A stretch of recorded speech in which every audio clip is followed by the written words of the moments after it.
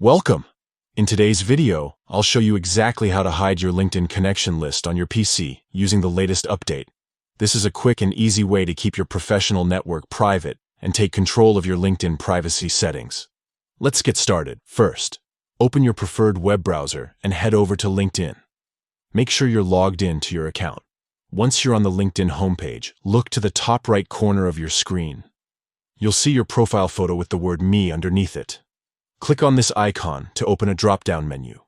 From the drop-down, select Settings and Privacy.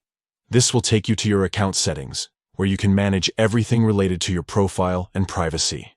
On the left side of the settings page, you'll see several options. Click on Visibility. This section controls who can see your activity, connections, and other important details. Now, scroll down until you find the option labeled Who can see your connections. Click on it to open the connection visibility settings. By default, LinkedIn allows your connections to see your entire connection list. If you want to keep this information private, you'll need to change this setting. To do this, simply select the option to disable connection visibility. This means only you will be able to see your full connection list. Others will only see mutual connections you share with them, but nothing more. This is a great way to protect your network and maintain a higher level of privacy on LinkedIn. That's all there is to it.